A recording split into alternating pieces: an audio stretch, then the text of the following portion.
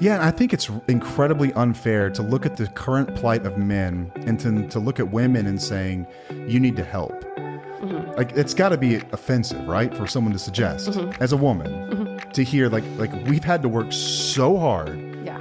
And bust our ass and, burn our bras and say that we won't stand for it. And now that you've fallen behind, you need our help. Yeah. Like, I could see how that's really frustrating and it how kind you of is. don't want to. Yes. But at the same time, we see what the fallout of this is. But then again, we try to help and we still get pushback from it.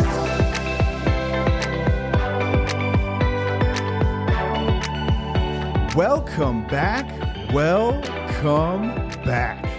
to another episode of Till the Wheels Fall Off. I'm Matt. I'm Paige. We're back and we're healthy for the first time in at least a month. It's over a month. Rearing to go, man. We cannot wait. Other than being so hot in here right now. Yeah, it's warm. It was like 112 degrees this week, which is for where we live insane. Yeah, it feels like a nasty hairdryer outside. Straight up. It feels exactly like a hairdryer. Uh-huh. So if you've never lived in a crazy hot climate, stick your hairdryer about 6 inches from your face. And that's what it feels like. Woo-hoo. It's just freaking miserable. And then you're going to be bitching in the wintertime, so we'll remember this. Yeah, call me on that because I will complain. Yeah, I will. I'm never content. Always restless. That's why I love you. Okay. One of the many reasons. Last week we uncovered a topic about the abuse underlying addiction. And we talked about this being unique to men. Mm-hmm. It's no secret to me that roughly 85% of our audience are women. We have a lot of women that listen to the show, follow the show, and the community page, with just a few exceptions, is primarily women. Right. It's not so much of a surprise because when you look at the gap in men versus women who have a substance abuse disorder, the number comes in at 67% male. 67% of substance abusers are men. So we'll call it 70%. Yeah. It's almost 3 out of 4. Yeah. It is a lot. There's something going on with men. Yes. Okay. What's up with men? We talked about this in the community. Like I brought it up I don't know, this has been a couple months now. Uh-huh. Like when the community was new, many of you who are in there now are listening like, huh? Yeah. We brought it up. It's been an ongoing conversation between Paige and I for a very long time. And I've had this conversation with many people, in particular, one that's very interesting to me. So the history of Till the Wheels Fall Off, how this came to be as a show, how it came to be as a group and everything else, and the accounts can be traced back to one person. And she knows who she is, and we love her to death. She is incredibly special to us. She's a special person, just all around amazing. Hey, girl, hey. But this person has always been very fascinating to me. Very fascinating to me because let's just describe her on the surface. This is a woman with a college education, working a great job. In her late 20s, she is cute as can be. She takes care of herself. Yeah, she takes care of herself. She's adorable. She's family oriented. She is open-minded. She is incredible. When you look at the qualities of a partner, just as a male, you would think like, that's a catch. Perfect. Yeah. That's a catch. Yeah. Like she should be locked up with kids and everything else. But we've had an ongoing discussion that is not the case. And she's told me many times, like, there's something going on out there. I don't know what it is, but there's something going on. And so we have sat and talked about this for hours, like literally hours. Like, yeah. we call them our little therapy sessions where we go back and forth about this stuff, about what could be going on. And then so Paige and I come home and we talk about this, and it's been a discussion in our home for, I don't know, a year. Yeah. This is the first time we're really going to bring it up. Mm-hmm. I think I would like for this to be a series of an ongoing discussion to get to the bottom of this and what's underlying this, as far as what we look at here, which is addiction and how that affects families, how that affects the social construct of marriage, partnerships, relationships, purpose and drive, and all these things that are kind of underlying. Mm-hmm. So we're going to get into some of this stuff today. Yeah. It's going to be really interesting, I hope. But more than anything, I'm asking you, the listeners, if you're seeing this on a reel, I want feedback on this as well. Yes. I've done a plethora of research. I've listened to more podcasts than I can count, watched videos, read books, but I want people's feedback. I want to hear from real people. Yeah, like I want that people's feedback. That know that what we're doing and stuff and what they're going through. We want to hear from you and see if we're completely off base or if there's something here. Yeah, because as much as we can theorize about this stuff, we have a blind spot. Yeah. Because neither of us are single or dating. Yeah, So- we haven't had a date since we were... Exactly. I don't know what that's like. I mean, we've been together for over 20 years. So this is a little bit out of our area of expertise, but it's still part of things that we discuss. Absolutely it is. Yeah. It's very interesting because you could talk to two separate groups. I can talk to young men who are single. I can talk to young women that are single. And the stories are so vastly different that I can only conclude that the truth has to be somewhere in the middle. But based on the research that I've done, there's something going on with men. Yeah. And so we are going to get into some of that today. Let's go. Hope you enjoy the ride. Okay. Oh, God. And I want to say, I'm not bashing women. I'm not bashing men. I'm not bashing addicts. We are not doing any of those things. This is just Simply educational, a very trying to figure interesting this out. topic, right? And I would just like it to spur thoughts in your mind if it does anything at all, and get you asking some questions. I think about it needs what could to be going talked on. about. I think this is an important topic that the world needs to discuss. And it's being explored a little more. And so last week I read a book as fast as I've ever read a book. You did. It was amazing. It came in and I was just like obsessed with it. And it was like fighting sleep to get to the next page, like just obsessed with it. And it's called Of Boys and Men by Richard Reeves. Why the modern male is struggling, why it matters, and what to do about it. Very, very interesting. Very interesting. So the theory is essentially that men are falling behind. Yeah. And this goes along to what our friend has told us many times, that men are falling behind.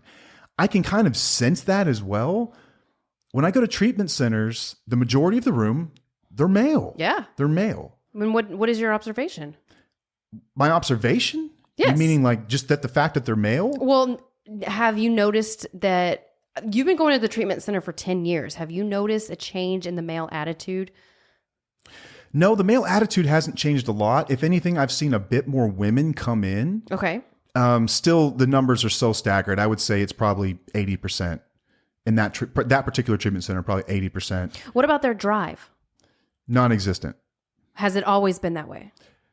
Yes, I would say. Yeah, Okay. about the same drive. All right. I didn't know if it has changed in the past 10 years. Not in my observations there, but Okay.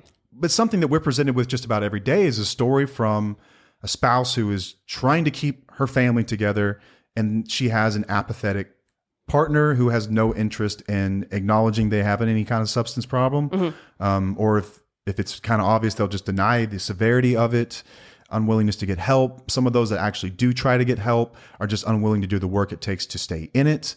And it's leaving a generation of women perplexed, confused. You think? What the hell do we do with this? Yeah. What is going on? What happened? Where have all the cowboys gone? It's blowing my mind. Yeah. Blowing my mind as I'm sitting here reading it. So some interesting stats that weren't from this book, but came from an awesome podcaster named Chris Williamson. There's some really interesting statistics here. Men 18 to 30 reported having no sex in the past year. What do you think that number is, percentage-wise? Men of 18 to 30 reporting no sex in the past year. You had to guess. I don't know. I'm not good. Why are you asking me about percentages right now? Really? I would guess like 5%. Okay. It's 28%. It has tripled in the last 10 years. This is men who have reported not having sex in the last year. I have been a young male between the ages of 18 and 30. I know what the male sex drive is like. Can you imagine not pursuing sex? And I have to think, knowing what I know about addiction, so if you're not, what is causing that? They're getting it elsewhere. That's kind of our theory. I think they're getting it elsewhere. They're getting it through alcohol, addiction, Gaming. video games, porn. I mean, it could be a number of things that they're not getting it from a woman or connection. They're getting it from something else. And that is scary. Very scary. Yeah. Very scary. It's insane to think about. What's even more troubling is the next figure, which is that 50% of men report they are not looking for a relationship. What? 50% are not looking for a relationship. Can I say my theory on that? Yeah. I don't think that they want to be controlled, or they don't want to be in a relationship with somebody who's going to help them become better. You don't think they want to be challenged? No, I don't think they want to be challenged. They're content I'm finding in this that a lot of malaise. men they want to be adults and do what they want to do and have no responsibility except for paying bills. And that's the perspective that I get from a lot of women too. I think it? there's something valid to that. If it's your experience, there has to be something to this. Just from talking to the people that I speak with, that's what I'm coming across as well. Men don't like to be told what to do. What's scary about this 50% number, 50% of men that aren't even trying to get into a relationship, is that when you look at all the numbers that predict your health outcomes later in life, the number of close connections you have trumps them all. Better than if you smoke or not, what your diet looks like, whether or not you exercise, your alcohol intake. The number of close connections you have has more to say about your health outcomes later in life than all of those things. Yeah. And 50% of men are uninterested in pursuing a relationship. Crazy. I'm over here shaking my head because that is a high number. Yeah. Very high number. And some other interesting stats. So if men aren't getting in relationships, obviously it takes two to get in a relationship. What are the women doing? You can look at women's history over the last, let's call it 50 to 60 years. Women have made massive strides in closing the gap of political equality, economic equality, education equality, cultural equality. I'm not saying by any means that the job is done, but they've made up massive ground. Absolutely. And go women. That's amazing. Yeah. The feminist movement is doing its job. Yeah. It's a beautiful thing. Striving for equality, it's a great thing. But it has upset the balance of things. Yes. As women continually get better and better and better and level up, what are the men doing? they have done nothing, best I can tell. They're just staying stagnant. It's just like they would rather go back to how it was, to where their main purpose was to provide. Breadwinner. Yeah. Yeah, to be the breadwinner. Yeah, and now women are doing it all. Yeah. We're doing it. You guys are doing everything. We do everything. We can provide. We can take care of our children. We take care of the household. We take care of everything around us. And the men are just there. Just there. And we'll get into the discussion of purpose in just a moment. Something that comes of this, though, is when you look at, for the first time in human history, 50.1% of women at age 30 are childless. Yeah, there are more women at age 30 without children than with children for the first time in history. Our recorded history anyway. Right. That's wild. Yeah. It's wild. That's one of the results of this. And Chris Williamson has what he calls the tall girl problem. And so in general, and this is just human nature, women would want to date someone that is at least as educated as them or economically advantaged as them, is able to provide similar level of income. As we will see here shortly, men are not only falling out of the labor market and struggling there, they're falling out of education as well. So you have women who are continually leveling up and men that are sitting stagnant. If anything, they're falling back, which leaves a very small group of men for all these upcoming women to choose from, which leads to this situation that we're in right now.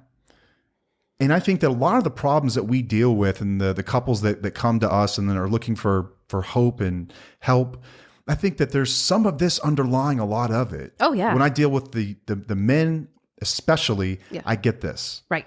I get this very old attitude that like, it's this old patriarchal, like old fashioned way things used to be kind of stuff. Yeah. And that's just not the reality of the world anymore. No, it's not.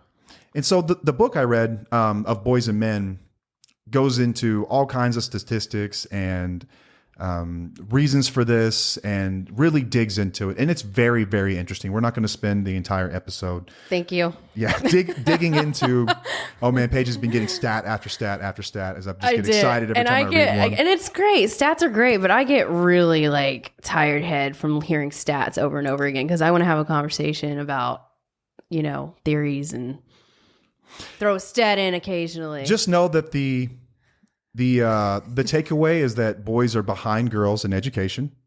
Men are losing ground in the labor market. Fathers have lost their traditional role in the family, which is something we're going to explore a bit more when we talk about purpose. And actually, let's just go ahead and dig into that. Yeah. I think that as we kind of talk about what we see, what we deal with, we've talked about lack of purpose a lot as it pertains to addiction in general. Yes. And for the partner of an alcoholic or an addict, purpose is also something that they have to discover to increase their self-esteem, self-worth, their overall happiness, to empower them to live a life that they desire, not being dragged by this addict alcoholic through life like they don't want. Right.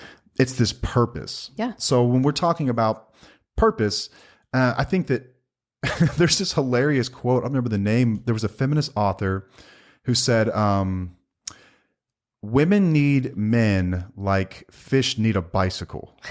And it's crude, but it's freaking hilarious to me.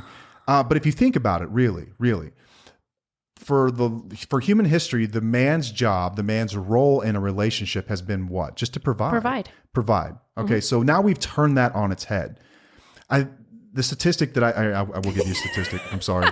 No, it's okay. Women are the breadwinner in 41% of homes in the United States. Yeah. Almost half now. Wow. Women are the breadwinner. Go, ladies, go. But this has upended the role that men have been given, or actually gave themselves, I should say. Right.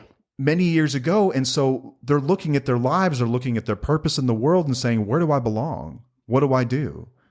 You can be like us and have many hats.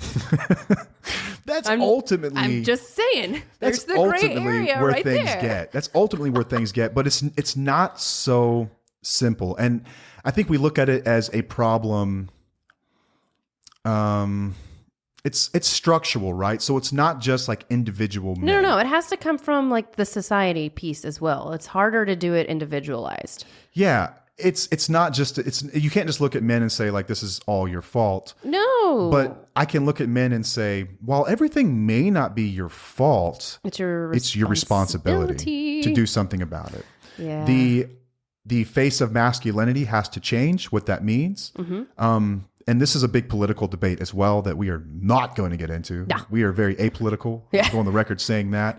But looking at this from 30,000 feet, the left will say, toxic. Masculinity is bad. It's toxic, in fact. It needs to be done away with. And then the right will say, we need to go back more of it. And it's like there's just this, it creates a stalemate. And in the meantime, we've got young boys falling behind in school, job markets, labor markets being displaced, where you've got people losing positions to automation, robotics, different fields of study, and offshoring of industry, and all different kinds of things. But there is a problem. Something needs to be done about it. And it's from an addiction standpoint, this is where I wanted to kind of hone the discussion now that we've kind of opened it up. Yep. To what degree does addiction drive this type of behavior, or at least make it easier for them? And I think that it would be foolish to say that it's not playing some part.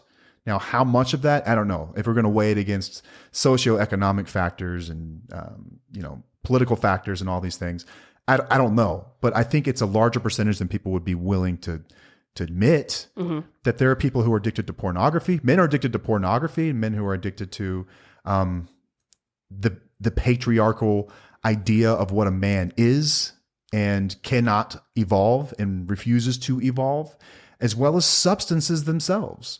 Drugs and alcohol. 70% of the people out there who are doing these things are men.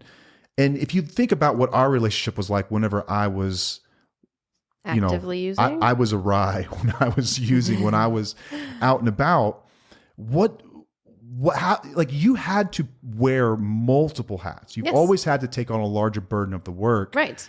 It's for the simple fact that that's kind of how things were structured. That had nothing to do with me or you. But when someone's in addiction, even more so. Yeah. Even more so. You're having to wear a much larger part of this. Yes. And so what are your thoughts about how much addiction's really driving this? And how many of these people are hiding in addiction? If you remove that from the equation, what are you staring at me like that for? Don't like to be put on the spot. I don't. This is your job, all right? You said this twice in a podcast. Leave me alone. This is our job. This is our job. So you work with a lot of people, right? Yeah. What kind of things are you hearing from the other side? Well, that the women are doing everything and the men aren't doing much of anything. That's true. Yeah. So, but here's the thing though, with this, the partners with us, we have not been told to do these things. We just do them because it's part of our nurturing I guess it's part of our makeup whenever we're born that we are supposed to take care of our family. Like that's just what we do. We take care of our chores. We take care of whatever we have to take care of without being asked. And no one pushed us to do that. We decided to take it into our own hands to take over the finances and take over all of that stuff and wear all of these multiple hats. But men aren't doing that.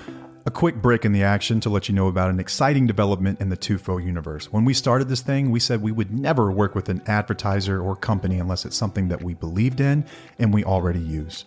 If you're looking for professional, affordable mental health care, look no further than Taylor Counseling Group, your trusted source for accessible therapy in Texas.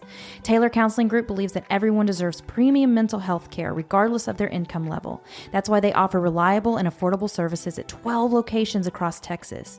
They've made affordability a priority. They are in network with most major insurance, and the standard private rate is only $100 per session, significantly lower than many other practices offering the same high-quality therapy.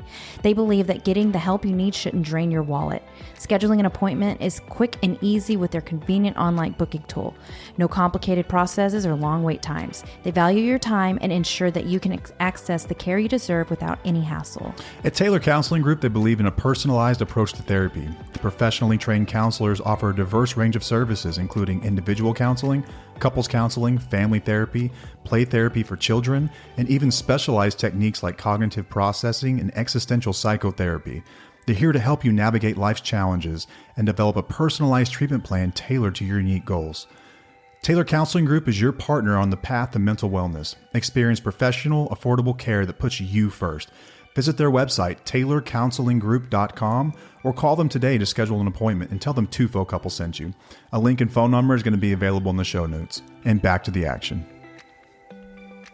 Yeah, and I think it's incredibly unfair to look at the current plight of men and to look at women and saying, you need to help. Mm-hmm. Like, it's got to be offensive, right? For someone to suggest, as a woman, to hear like we've had to work so hard. Yeah. And bust our ass and, burn our bras and say that we won't stand for it. And now that you've fallen behind, you need our help. Yeah. Like, I could see how that's really frustrating and how you don't want to. Yes. But at the same time, we see what the fallout of this is. But then again, we try to help and we still get pushback from it. That's the thing too. We're trying to influence our partners to do better, to be a better partner, to be a better person. Like, we're not trying to control you. We're literally trying to influence you to do what you should do as a human being. But y'all look at it as controlling and looking at it as they don't let me be me. I want to do what I want to do. And there is a disconnect there for, that reason. There's a disconnect. Big time. Big time. And I'll say something that could be a little controversial. I personally have always felt that women were more mature than men. Well, that's a fact. Well, we mature quicker. Developmentally, right. We do. But I'm talking about even later in life, like in general, like the women that, I've been exposed to, have always seemed more mature. Yeah. Had a better grasp of how to adult than most of the men that I know. Yes.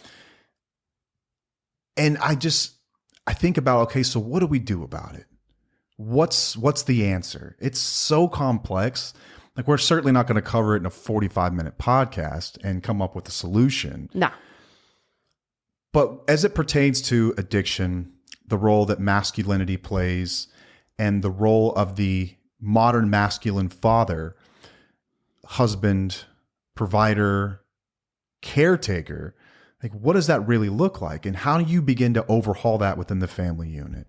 How do you look at a family that's been wrecked by addiction? You've got a husband that gets out of rehab and they don't do much in the way of actual recovery work. They sit around, they play Call of Duty for 6 hours a day. They're not interested in helping. It's like, we're going to have Two words. What's that? Do better. Do better. That's your advice to men. That's what you do better. Fair. Hey, you agreed with that. I agree with that. I do. Okay. Like, it's just, I feel like there's too many excuses out there for why they can't step it up. Like, what's the problem?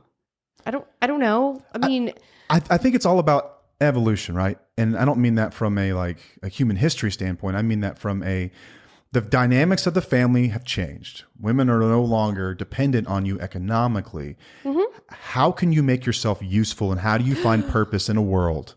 You become a better father, a better partner. You pull your weight around the house. You do all of those things. You do what the woman does.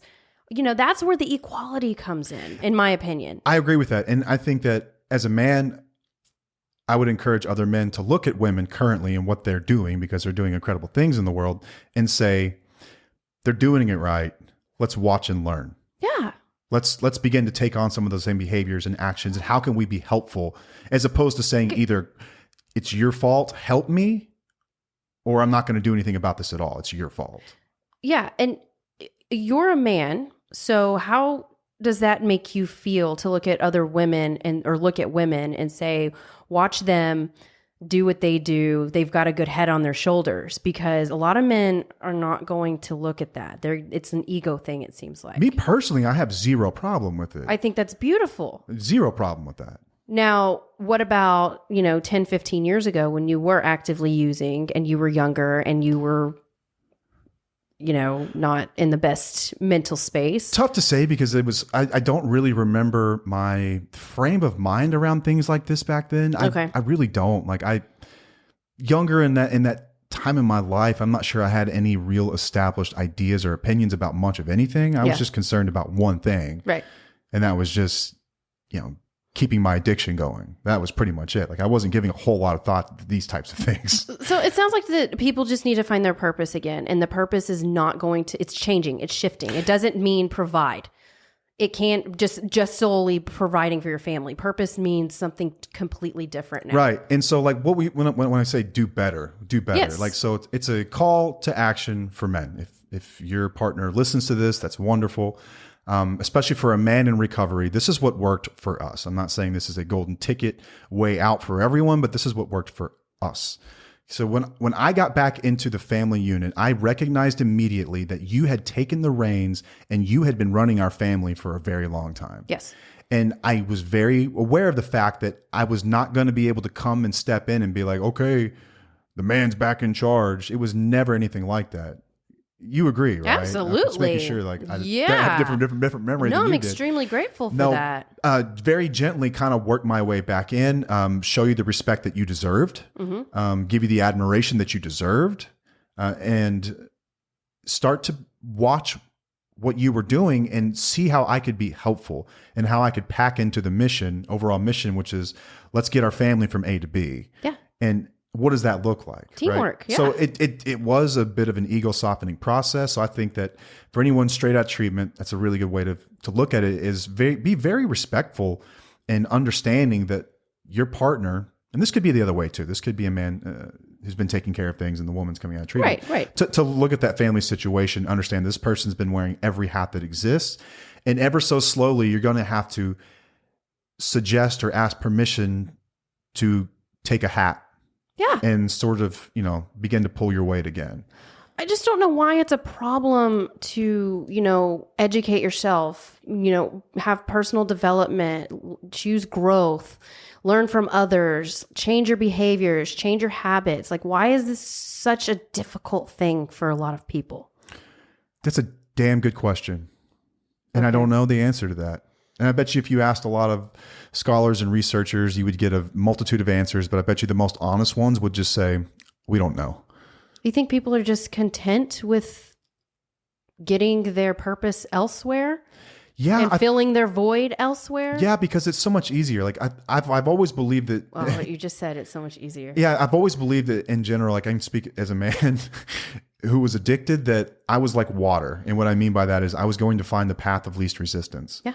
And so the easiest, softest thing I could do. I didn't want to deal with stress in my life. Easier way to deal with that would just be to get drunk. No more problem. It just goes away. Well, temporarily anyway, but it felt like it went away. Right. And I kind of worked that into all things in my life. Like getting up in the morning was too much of a pain in the ass. It's much easier to go in at 10:30 and make up some dumb excuse. It's much easier to make an excuse to not go to your in-laws house because that requires work and effort. It requires talking to people. So I would just make an excuse. I don't feel good. Right. Something like that. The path of least resistance was always a way. And I think that maybe that's more prevalent now than it has been. It's easier to do now with technology. It's easier to, I mean, our lives have been made so much easier than they were even 10, 15 years ago.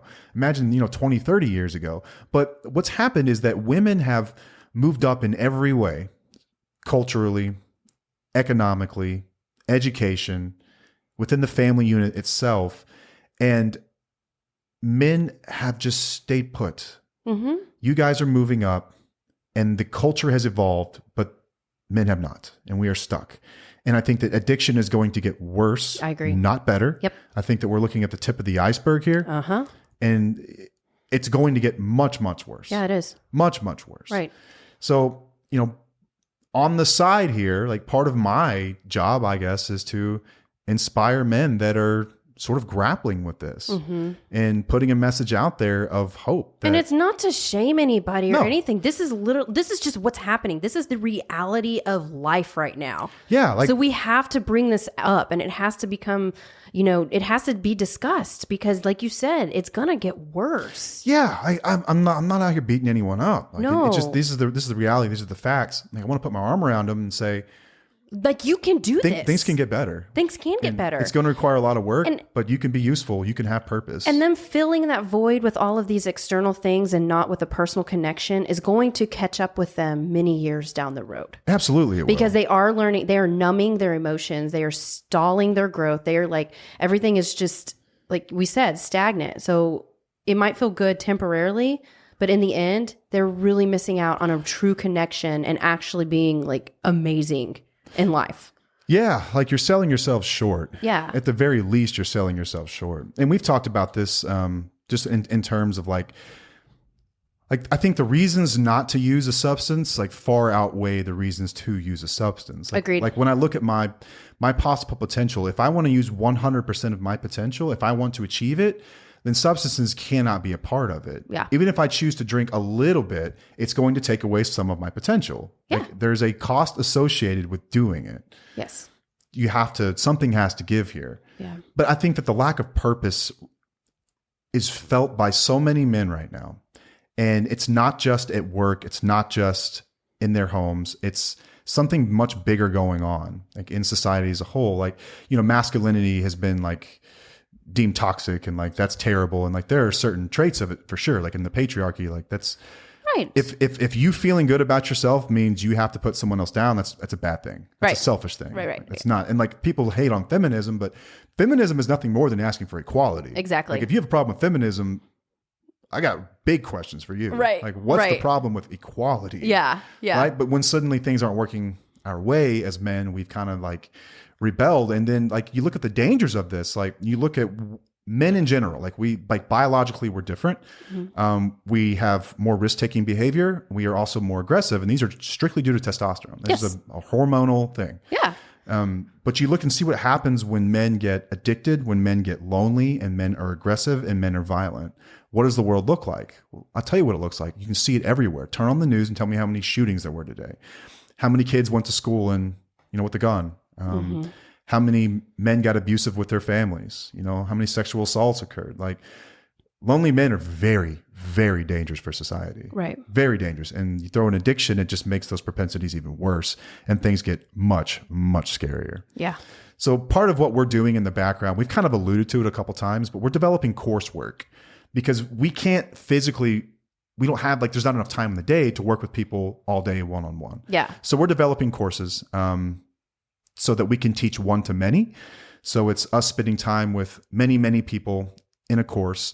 And there's more courses now that we can shake a stick at, like that we've got conceptualized, we've actually started or had some even completed that haven't been released yet. And there'll be more info on this, but I think one of these will be an education on what masculinity, what your role in the family looks like after addiction. Yeah. And it'll be a little different for everyone, but I think there's some basic tenets of what have worked for me and I've seen work for many other men that are going to be helpful for a lot of families. I'm looking forward to that. Yeah. And so I never dreamed at any point that any opinion I ever had would be worth a shit at all. Gosh. But I can't help but look at what we've been through and Yes. what's worked and what I've seen work for other people and say, this could be helpful for a lot of people. Absolutely.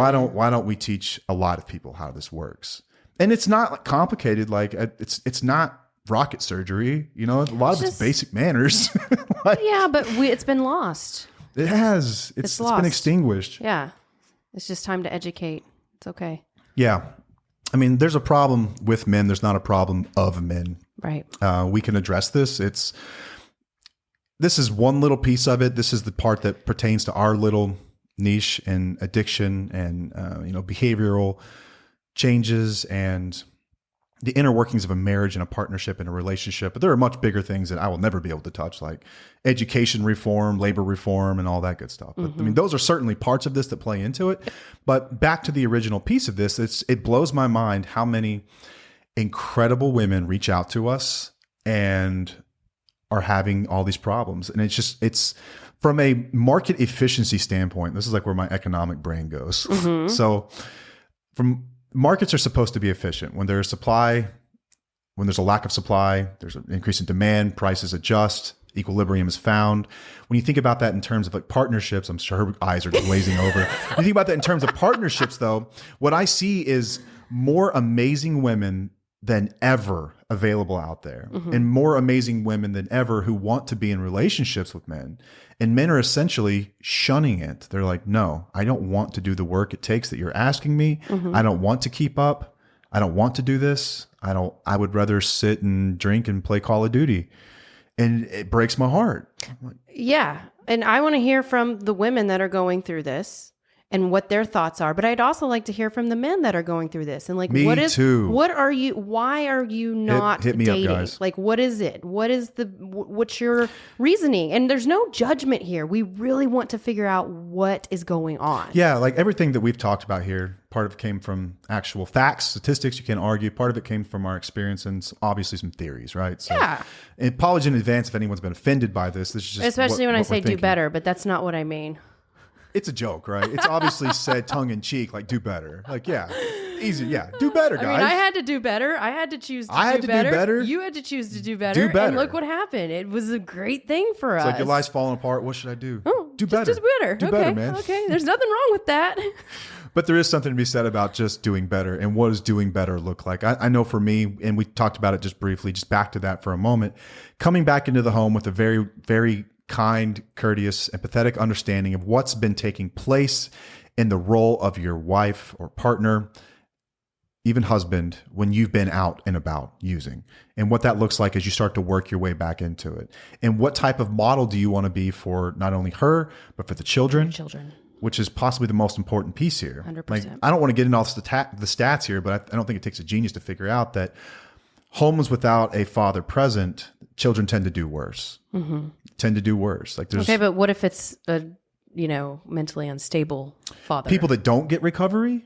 Yeah. Oh, yeah. I mean, I think that for a lot of people, that that's- decision is the right decision. That's bad as well. Yeah. No, I'm talking about for people recovered, like an incentive to recover. Like you Right. could change generations. Right. For people that are dealing with someone who doesn't want to get the help and they're Yeah. like, what should I do? Yeah.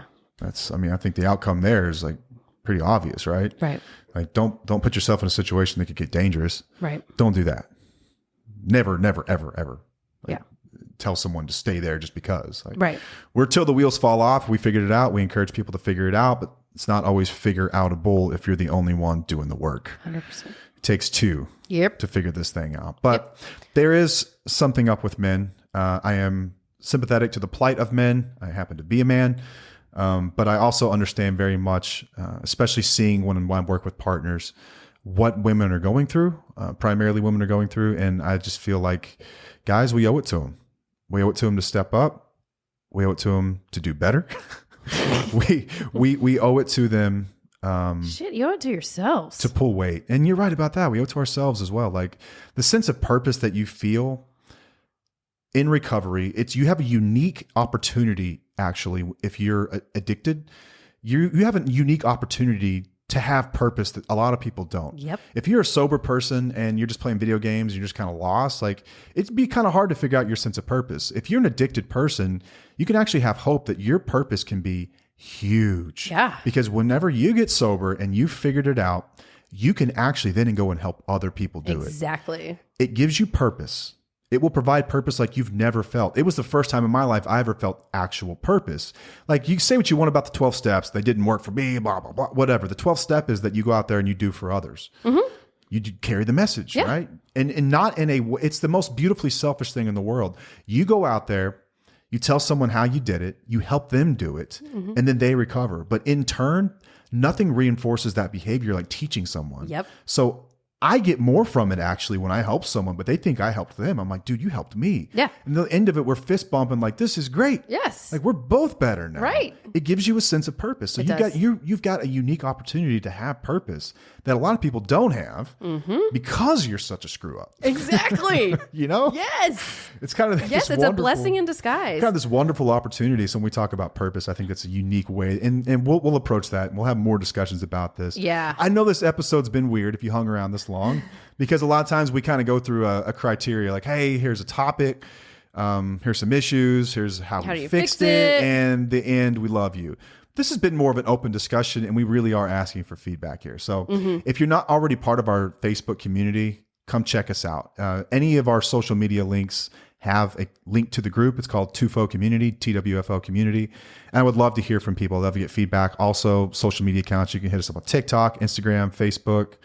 I think those are the only three we're active on. But inbox is open. I would love to hear from people that are dealing with this, whether you are in sort of, if you're a male lacking purpose and you're not an addict and you got a theory on this, if you are someone who is addicted and you've got a theory on this, if you're one of, half the males out there that have no interest in getting with a woman, I want to know what that's about. Yeah. Or not just a woman, but a partner.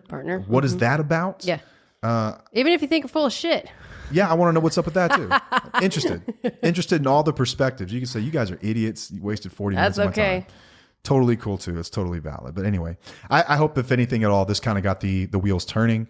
And hey, if you're a spouse and you would love for your husband to hear some stuff like this, I think this is a great episode to tune into. Yeah. And just send it to him and say nothing else. Say, hey, listen to these folks. There's interesting stuff here.